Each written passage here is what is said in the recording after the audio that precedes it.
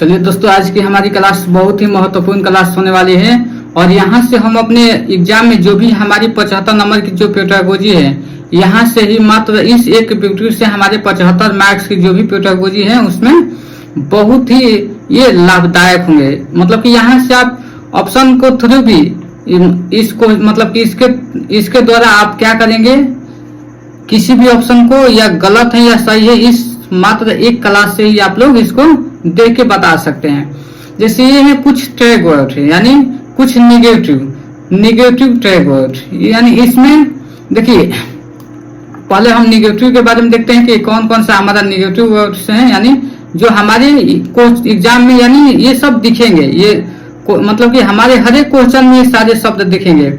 जैसे देखिए केवल मात्र सिर्फ और ओनली, अगर ये जहां भी दिखे ये हमारा निगेटिव है। अगर किसी भी क्वेश्चन में अगर केवल दिखे या मात्र दिखे या सिर्फ दिखे या ओनली दिखे तो वो हमारा क्या हो जाएगा, वो हमारा निगेटिव हो जाएगा। यानी इस आधार पे हम उस क्वेश्चन में इस ऑप्शन को साइड कर सकते हैं ये कि हमारा ये गलत है। यानी जब भी हमारे, क्योंकि हमें अगर क्वेश्चन पॉजिटिव में पूछा है तो हमें आंसर भी पॉजिटिव में देना होगा, अगर हमें क्वेश्चन निगेटिव में पूछा है तो हमें उसका जवाब भी निगेटिव में देना ही होगा। यानी जब हमारा क्वेश्चन पॉजिटिव रहेगा तो केवल मात्र और सिर्फ और ओनली रहेगा तो हम उसके थ्रू उस ऑप्शन को कट कर सकते हैं। उसके बाद है रटना, याद करना, यानी मेमोराइज या कंठस्थ करना यानी रोट।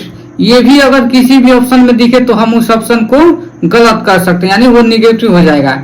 उसके बाद हमारा दंड, पनिशमेंट, सजा या समस्या या बोझ या हतोत्साहित, यानी हतोत्साहित का मतलब डिस्करेज करना, और फियर यानी भय। यहाँ से भी हम क्या करेंगे, अगर जैसे ही यहाँ पे किसी बच्चा को दंड देने की, पनिशमेंट देना हो, सजा देना है, यानी समस्या या बोझ, यानी अगर बच्चा हतोत्साहित हो रहा है यानी डिस्करेज हो रहा है तो वो क्या है, वो हमारी निगेटिव वर्ड यानी भय। अगर फियर है तो ये सब हमारी क्या होगी, निगेटिव। यहाँ से हम ऑप्शन को, यहाँ से किसी भी ऑप्शन को हम क्या कर सकते हैं, यहाँ से कट कर सकते हैं। उसके बाद जो हमारा ऑप्शन बचेगा वो हमारा आंसर, अगर पॉजिटिव में पूछा है तो हमारा वो सही होगा। उसके बाद है पुस्तक केंद्रित यानी टेक्स्ट बुक, यानी शिक्षक केंद्रित, यानी यहाँ से बोला है कि पुस्तक केंद्रित यानी जो है टेक्स्ट बुक नहीं। बच्चे हमें आज जो हमारी एनईपी है, ये सब जो बाल केंद्रित शिक्षा है, ये क्या बोलते हैं कि मेन बच्चा है, यानी जो हमारी शिक्षा का जो है वो शिक्षा किस में देना है, बाल केंद्रित शिक्षा में, यानी शिक्षक केंद्रित नहीं। तो ये हमारा ये गलत है। उसके बाद है यानी खाली स्लेट यानी ब्लैंक पेपर। बच्चा खाली स्लेट नहीं है, ब्लैंक पेपर नहीं है, कोरी प्रक्रिया नहीं है, ये सारी हमारी क्या हो जाएगी, निगेटिव हो जाएगी। उसके बाद है लैंगिक असमता, लैंगिक असमता भी ये क्या है हमारा, ये निगेटिव वर्ड है, लैंगिक असमता। उसके बाद है बच्चे के विचार, जो बच्चे के विचार, मातृभाषा तृतीयों को महत्व नहीं देना है, यानी बच्चे के विचार को हमें महत्व देना है, बच्चे की जो मातृभाषा है उसको भी हमें महत्व देना है, और बच्चे जहाँ गलतियां कर रहे हैं वहां पे भी हमें महत्व देना है। यानी ये अगर हम इस चीजों को, हम बच्चे के विचार को, अपनी उसकी मातृभाषा को अगर हम महत्व नहीं दे रहे हैं, उसकी गलतियों को अगर हम महत्व नहीं दे रहे हैं तो क्या होगी, वो हमारी निगेटिव हो जाएगी। उसके बाद है अगर जो आप लोगों को क्लास अच्छी लगे तो आप लोग प्लीज इसको शेयर और लाइक जरूर करें, और आप लोग सब्सक्राइब कर दीजिएगा और नोटिफिकेशन को ऑल कर दीजिएगा ताकि जो भी क्लास है आप लोगों को मिलता रहे। उसके बाद है निष्क्रिय यानी पैसिव। अगर बच्चा निष्क्रिय है तो बच्चा सीखेगा नहीं, बच्चा को हमेशा सक्रिय रहना चाहिए। उसके बाद है हमारा रोजगार, व्यवसाय और उच्च या ग्रेड की शिक्षा, यानी बच्चे को हमें सिर्फ रोजगार के लिए नहीं, बच्चे को सिर्फ व्यवसाय के लिए नहीं या उच्च के लिए नहीं और ग्रेड की शिक्षा के लिए हमें बच्चे को शिक्षा नहीं देना है। उसके बाद तकनीकी या वैज्ञानिक शब्दावली, जो हमारी तकनीकी है और जो वैज्ञानिक शब्दावली है ये क्या है, ये सब निगेटिव वर्ड है। उसके बाद सीमित, बच्चों को सीमित नहीं रखना है, लिमिट में नहीं रखना है। उसके बाद है व्याख्या यानी लेक्चर या व्याख्यान या परिभाषित यानी जो डिफिनेशन, यानी ये सब क्या है हमारी निगेटिव वर्ड है। यानी बच्चे को हमें व्याख्या नहीं देना है, लेक्चर नहीं देना है और परिभाषा भी नहीं। उसके बाद है एक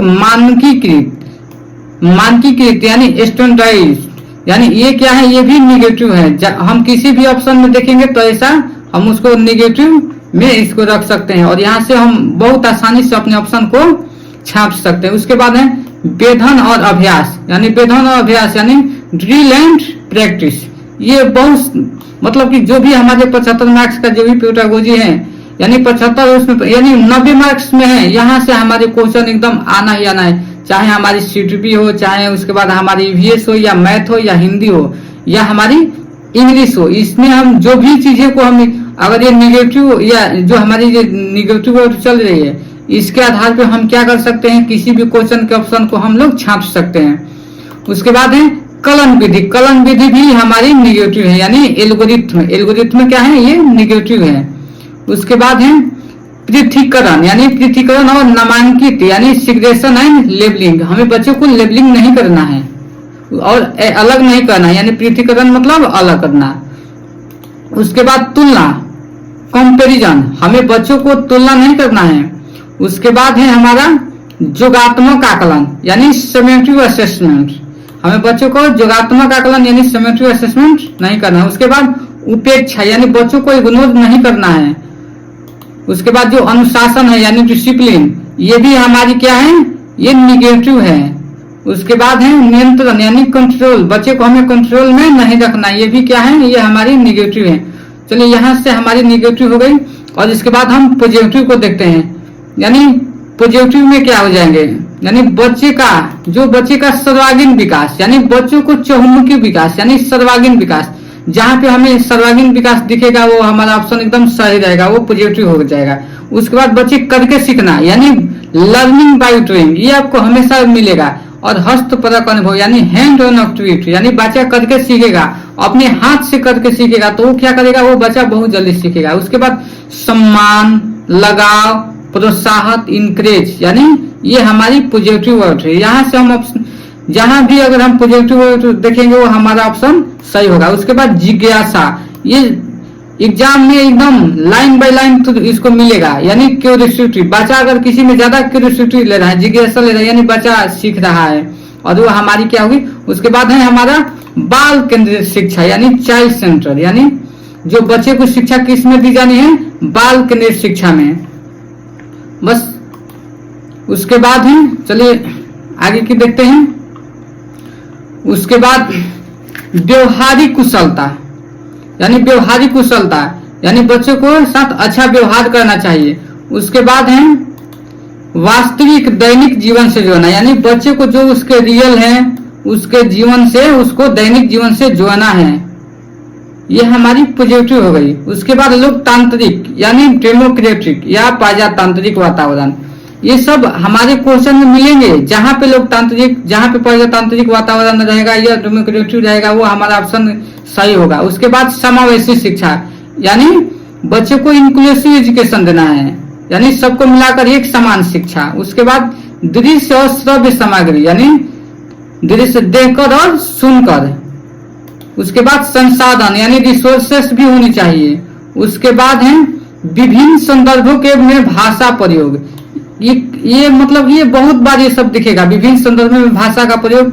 यहाँ से हम क्वेश्चन को बहुत आसानी से इसको हम लोग कट कर सकते हैं और ये हमारा आंसर ये हूबहू मिल जाएगा। उसके बाद है विभिन्न संदर्भों में भाषा प्रयोग। उसके बाद है हमारी अवसर यानी हमारी अपॉर्चुनिटी, बच्चों को जितना अपॉर्चुनिटी दिया जाएगा, जितना अवसर दिया जाएगा, बच्चे क्या करेंगे उतना जल्दी ही सीखेंगे। और बच्चे सक्रिय यानी एक्टिव रहना चाहिए, बच्चे क्या रहना चाहिए, सक्रिय रहना चाहिए, एक्टिव।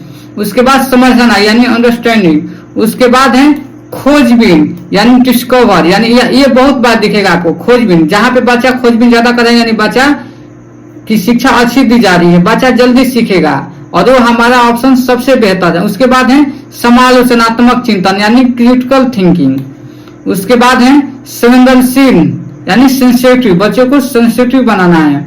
उसके बाद है रचनात्मक आकलन यानी फॉर्मेटिव असेसमेंट, ये क्या हो जाएगा, रचनात्मक आकलन यानी फॉर्मेटिव असेसमेंट।